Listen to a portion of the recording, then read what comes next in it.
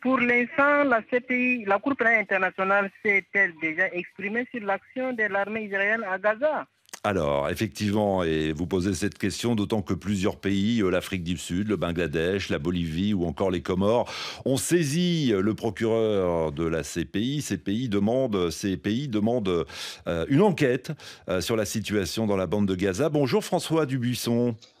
Bonjour. Merci d'être avec nous. Vous êtes professeur de droit international à l'Université libre de Belgique. La Cour pénale internationale s'est-elle exprimée depuis le 7 octobre, depuis l'attaque du Hamas et la riposte israélienne?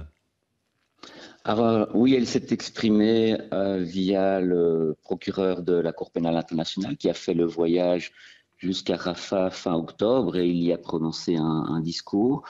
Il a rappelé que la Cour pénale était compétente pour juger des crimes qui étaient commis depuis le 7 octobre, que ce soit des crimes commis par le Hamas lors de l'attaque du 7 octobre qui a visé principalement des civils, mais également pour juger des potentiels crimes commis par l'armée israélienne. Et il faisait notamment référence à l'entrave faite par Israël à l'accès à l'aide humanitaire de la population gazaoui.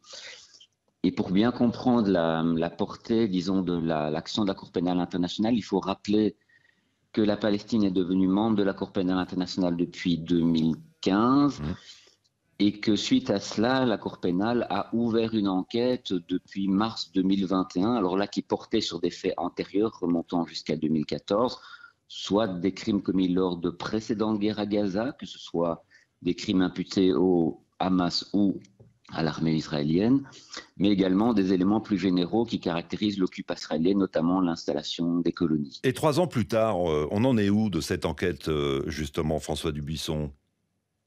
Alors, il ne semble pas que ça ait avancé très largement. Entre-temps, il y a eu la guerre en Ukraine et donc les forces vives de la Cour ont plutôt été dirigées vers les enquêtes menées dans le cadre de la guerre entre la Russie et l'Ukraine. Mais évidemment, les récents événements remettre les faits de l'actualité sur le dossier palestinien. Et là, le procureur a indiqué qu'il allait mettre davantage de moyens pour enquêter à la fois sur les faits passés, mais sur les faits qui sont en cours lors du conflit qui a débuté le 7 octobre. Et donc, il y aura peut-être des avancées, mais il faut bien être conscient des obstacles qui existent.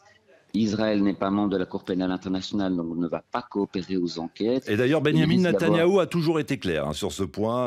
Pas de coopération sur la moindre enquête avec la Cour pénale internationale.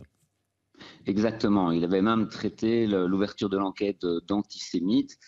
Et la difficulté va être la possibilité pour les enquêteurs de la Cour pénale internationale d'accéder à Gaza elle-même et de pouvoir essayer d'accéder aux endroits où les crimes auraient pu être commis pour enquêter sur certains bombardements, par exemple. Et on a vu que c'était compliqué pour la CPI d'accéder à la bande de Gaza, puisque son procureur, Karim Khan, vous le disiez tout à l'heure, François Dubuisson, s'est rendu certes au terminal de Rafah, mais il n'a pas pu aller plus loin.